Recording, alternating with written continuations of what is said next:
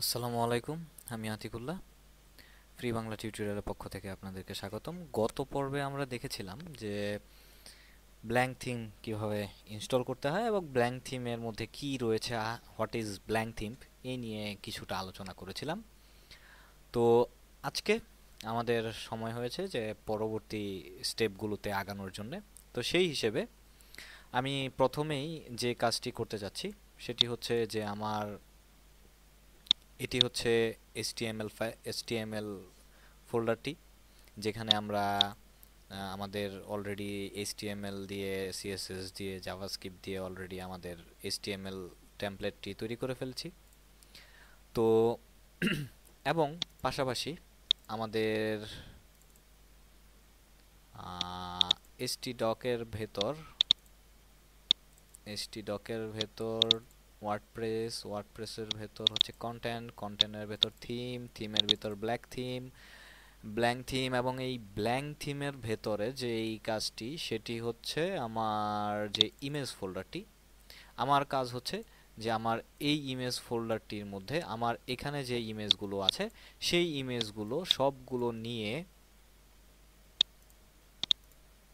Just drag and drop করে আমি এটির মধ্যে ছেড়ে দিলাম এবং এটির মধ্যে ছেড়ে দিলে আমার ওই ইমেজটি শেষ হয়ে গেল। তো আমি এখানে আবার পেস্ট করে দিলাম যে এখানেও থাক, ওইখানেও থাক, দুই জায়গাতেই থাক। তো সেই হিসেবে আমি এখানে সব ইমেজগুলো এখানে নিয়ে আসলাম, যাতে আমার ব্ল্যাঙ্ক থিম যেটি রয়েছে সেই ব্ল্যাঙ্ক থিম যেটি আমি তৈরি করতে যাচ্ছি, তো সেটি যেন আমার যে ইমেজগুলো রয়েছে সেই ইমেজগুলোর অ্যাক্সেস পেয়ে থাকে। এবার আসি, আমার সিএসএস নামে এখানে একটি ফোল্ডার রয়েছে। আমরা এখানে কোনো জাভাস্ক্রিপ্ট ইউজ করি নাই, তাই নাকি? তো সেই হিসেবে আমাদের এখানে যে সিএসএস ফাইলগুলো রয়েছে, তো আমার এখন কাজ হচ্ছে যে এই সিএসএস ফাইল, তো আমরা এই সিএসএস অন্যান্য সিএসএস ফাইলগুলো নিয়ে আপাতত পরে আলাপ করব, পরে কাজ করব। বাট এখন যেটি সেটি হচ্ছে আমার এখানে দেখুন স্টাইল ডট সিএসএস এই ফাইলটি রয়েছে। আবার আমার ব্ল্যাঙ্ক থিমের মধ্যে যদি আমি যাই, সেখানেও আমার স্টাইল ডট সিএসএস এটি রয়েছে। তো এটি হচ্ছে আমার ব্ল্যাঙ্ক থিমের স্টাইল ডট সিএসএস, আর এটি হচ্ছে আমার যেই HTML CSS ফাইলটি তৈরি করেছি সেটি। তো স্বভাবতই আমি যেটি করব সেটি হচ্ছে পুরোটি এখানে কপি করলাম। আমার ব্ল্যাঙ্ক থিমের যে স্টাইল ডট সিএসএস ফাইলটি রয়েছে সেটি অল কপি করে ডিলিট করে আমি আমার নতুন HTML CSS এর যে স্টাইল ডট সিএসএস ফাইলটি তৈরি করা হয়েছে সেই ফাইলটি এখানে আমি পেস্ট করে দিলাম। এরপর এখানে ছোট্ট আরেকটু কাজ বাকি রয়েছে, সেটি হচ্ছে যে স্টাইল ডট সিএসএস এর মধ্যে আমরা যখন কিছু ইমেজ ইউজ করেছিলাম তখন এই ডট ডট স্ল্যাশ ইউজ করে আমাদের ইমেজের পাথটি দেখাতে হয়েছিল। বাট ওয়ার্ডপ্রেসের ক্ষেত্রে আমাদের এটি দরকার নেই। তো সেই হিসেবে আমি কন্ট্রোল এফ টিপ দিয়ে সেই ডট ডট ডট স্ল্যাশ এটি রিপ্লেস উইথ নান, যেটির সাথে আমি কোনো কিছু রিপ্লেস করতে চাই না, তো এটি মুছে দিতে যাচ্ছি। তো এখানে কতগুলা রয়েছে এগুলা খুঁজে বের করতে অনেক সময় লাগবে, সেই হিসেবে আমার অটোমেটিক করতে পারছি, তো সেটি আমি ম্যানুয়ালি খুঁজে কেন বের করব। তো সেই জন্যে আমি জাস্ট এটি রিপ্লেস অল, এবং এখানে শো করছে যে আমার সবগুলো এখানে অলরেডি রিপ্লেস অল হয়ে গেছে।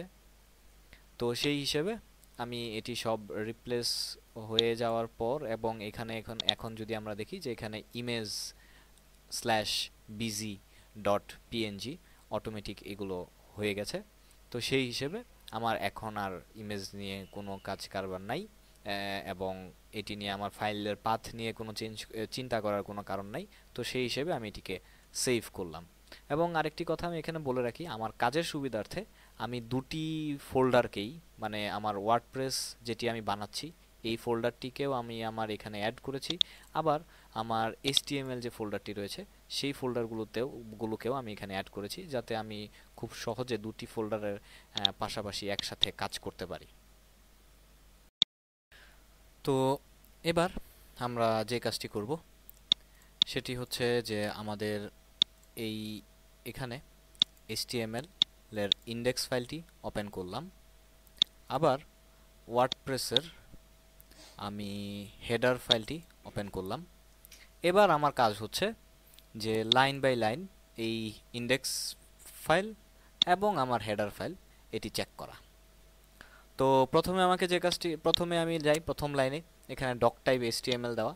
HTML5 এর জন্য সাধারণত আমরা এটা ইউজ করে থাকি। তো আমরা এখানে HTML HTML1 স্ট্রিক ভার্সনটি এখানে দেওয়া হয়েছে। তো আমি যদি চাই, না চাইলেও কোনো সমস্যা নাই, বাট চাইলে আমরা এটা ইউজ করতে পারি, ইটস ওকে। এরপর যেটি হচ্ছে যে আমাকে এখানে HTML শুরু করা হয়েছে, কিন্তু এখানে যা করা হয়েছে যে এক্স এটুকু আমার দরকার নাই, যেহেতু আমি ওইখান থেকে রিমুভ করে দিয়েছি। তো HTML এবং এখানে ল্যাঙ্গুয়েজ অ্যাট্রিবিউট, PHPর ওয়ার্ডপ্রেসের জন্য এটি একটি ফাংশন ইউজ করা হয় যে ল্যাঙ্গুয়েজ চেক করার জন্য এই অ্যাট্রিবিউটটি ইউজ করা হয়। তো এটা ডিলিট করার কোনো কারণ নাই, বরঞ্চ এটা আমাদের কাজেই লাগতেছে। এরপর হচ্ছে head profile. Head profile head প্রোফাইলের জন্য আমরা যেটি করব যে এখান থেকে আমার এই হেড প্রোফাইলটিকে এটি দরকার নাই, তো সেই হিসেবে হেড আমি এই হেডের সাথে মিলালাম। এবং হচ্ছে মেটা ক্যারেক্টার সেট UTF-8, এবং এখানে সেই মেটা, এখানে সেই UTF-8টি জাস্ট ডাইনামিক্যালি এখানে দেওয়া হয়েছে। তো স্বাভাবিকভাবেই এখানে আমার এটিকেও চেঞ্জ করার কোনো দরকার নাই। এরপর হচ্ছে এখানে একটি কোড ইউজ করা হয়েছে যে পেজটি নো ফলো, ডু ফলো এইসবের কারণে। এবং স্বভাবতই আমরা যখন এটি HT-অ্যাক্সেস এবং রোবট এক্স ইউজ করব, সেইখানে সেই পেজটির সাথে যাতে এটি কাজ করতে পারে, তো সেই হিসেবে এখানে এই কোডটি ইউজ করা হয়েছে। তো এরপর যেটি হচ্ছে যে এখানে আমার কিছু CSS ফাইল এবং জাভাস্ক্রিপ্টের ফাইল ইউজ করা হয়েছে। তো আমরা জাভাস্ক্রিপ্টের ফাইলটি নিয়ে পরবর্তীতে আলোচনা করব, কিন্তু CSS ফাইলের ক্ষেত্রে এখানে দেখুন যে আমার এখানে অলরেডি এই যে আমার স্টাইল URL যে CSS ফাইলটি রয়েছে, সেই স্টাইল URL ফাইলটি দিয়ে এখানে অলরেডি আমার CSS ফাইলটি অ্যাড হয়ে গেছে, কারণ এখানে আমি style.css নামে একটি ফাইল তৈরি করেছিলাম। তো সেটি এখানে এটি অ্যাড হয়ে গেছে। তারপরে এখন আমি আসি হচ্ছে আমার বডি ট্যাগ। তো এখানে আমার হেড ট্যাগটি ক্লোজ করা হচ্ছে, এবং এটি ওয়ার্ডপ্রেসের জন্য WP হেড এটি এখানে ইউজ করা হয়েছে। এবং আমি যে কাজটি এখানে আসলে করেছি যেটি হচ্ছে যে আমার অটোমেটিক যেই ফাংশনগুলো বাই ডিফল্ট তৈরি করা থাকে সেই ফাংশনগুলো, এবং এখানে একটি ফেবিকন। তো আমরা যদি চাই এখানে একটি ফেবিকন অ্যাড করে দিতে পারি। যদি আমাদের ইয়ার মধ্যে ফাইলের মধ্যে একটি ফেবিকন অ্যাড করে দেই, তাহলে আমার ওয়েবসাইটের মধ্যে ফেবিকনটি চলে আসবে। তো এখানে এটিও রিমুভ করার কোনো কারণ আমি দেখছি না।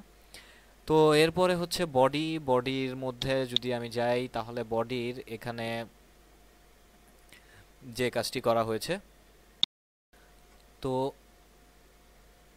এখানে আমার এরপর যেটি হচ্ছে যে আমার বডি ট্যাগটি শুরু হয়েছে। তো সেই হিসেবে আমার এখানে বডি ট্যাগটি শুরু হয়েছে, এবং এখানে ডিভাইডি পেজর ক্লাস গ্রুপ, এবং এখানে হচ্ছে আমার ঠিক একইভাবে ডিভাইডি ওয়ার্ব, বাট এখানে এইটুকু বেশি আছে, মানে ক্লাস গ্রুপ এটিকে এখানে অ্যাড করা হয় নাই। তো এটিকে আমি কপি করে এখানে অ্যাড করে দিলাম ক্লাস গ্রুপ। এবং এরপরে হচ্ছে ডিভাইডি হেডার, এবং এখানে আমি দেখি কি হয়েছে, এখানে হয়েছে ডিভাইডি হেডার সেম টু সেম। এরপর হচ্ছে আমার H1 এবং গো অপশন, এটির মধ্যে যেটি হচ্ছে যে এখানে আমি যে কাজটি করেছি সেটি হচ্ছে যে আমার এখানে উইগেট কর্প কথাটি যে লিখেছিলাম সেই কথাটি এখানে ডাইনামিক্যালি শো হবে। তো সেই হিসেবে এটি আমার জন্য তো ভালোই হলো। তো এটি এভাবেই থাকলো, আমি এটিকে চেঞ্জ করতে চাচ্ছি না। তো এরপর এখানে যেটি রয়েছে সেটি হচ্ছে যে এস্টাবলিশড 1988। তো এখানেও আমি এটি ডেসক্রিপশনের আন্ডারে 1988 ডাইনামিক্যালি অ্যাড করে দিলে এটি অ্যাড হয়ে যাবে। তো এখানে যেহেতু তারা পিএইচপি কোড ইউজ করেছে, তো সেহেতু আমিও এখানে পিএইচপি কোডটা পি কোডটা ইউজ করলাম, এবং আমার এখানে হেড ট্যাগ, এবং এখানে আরেকটি ব্যাপার যে টাইটেল ট্যাগটি, এখানে অনেকগুলো ফাংশন আমরা দেখতে পাচ্ছি। এটি হচ্ছে যে আমার এখানে প্রত্যেকটি, এখানে যে আমরা টাইটেলটি ইউজ করি সেই টাইটেলগুলো ডাইনামিক্যালি এখানে শো করানোর জন্য এই ট্যাগগুলো এখানে ইউজ করা হয়েছে। তো সেই হিসেবে এবার আমার হেডার ট্যাগটি গেল। হেডার ট্যাগের পর আমি চলে যাচ্ছি এবার হচ্ছে ফুটার পিএইচপির মধ্যে কি হয়েছে চলুন আমরা দেখি।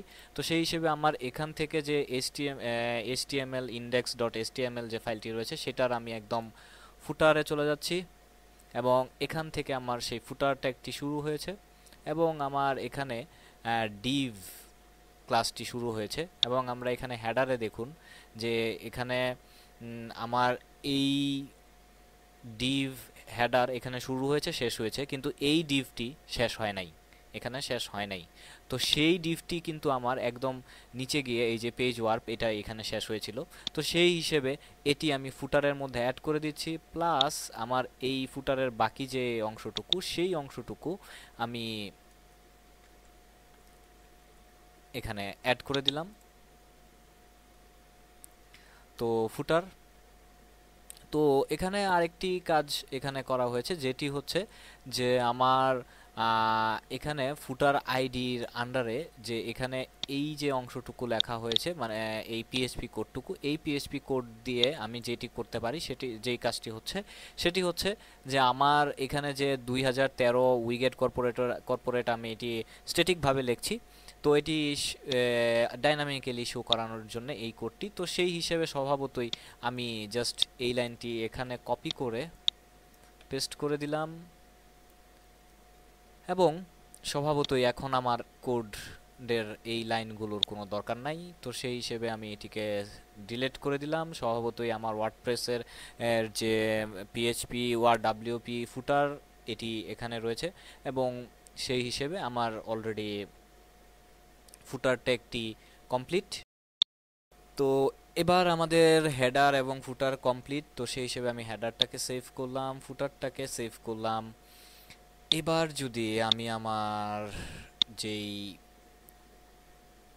এখানে যে আমার ওয়ার্ডপ্রেসের ফাইলটি রয়েছে, তো সেই ওয়ার্ডপ্রেসের ফাইলটির মধ্যে যদি যাই, তো সেই হিসেবে এখানে দেখুন যে আমার উইগেট কোম্পানি ডাইনামিক্যালি চলে এসছে, এবং জাস্ট অ্যানাদার ওয়ার্ডপ্রেস সাইট, কিন্তু আমার দেখতে হবে এখানে এস্টাবলিশড এটি হওয়া উচিত ছিল, তো সেটি এখানে অ্যানাদার ওয়ার্ডপ্রেস সাইট যেই কথাটি যেখানে আছে আমরা জানি যে সেটিংয়ের আন্ডারে জেনারেল, এটির আন্ডারে জাস্ট অ্যানাদার ওয়ার্ডপ্রেস সাইট, এটির বদলে যদি আমি এখানে এই কাজটি করে লিখে দেই তাহলে আমার এটি এখানে শো করবে। তো যাই হোক, আর আমার লোগোটি এখন শো করছে আমার উইগেট কর্পোরেশন। তো সেই হিসেবে প্রথম টিউটোরিয়ালে আমরা যথেষ্ট পরিমাণে আগিয়েছি।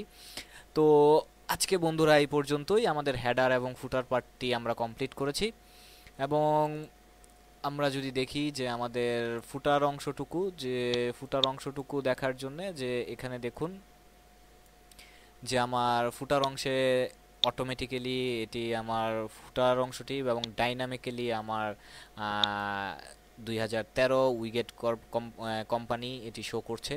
তো সেই হিসেবে just we are doing good. So পরবর্তী টিউটোরিয়ালে আমন্ত্রণ জানিয়ে আজকে আমরা এখানে শেষ করছি। ধন্যবাদ।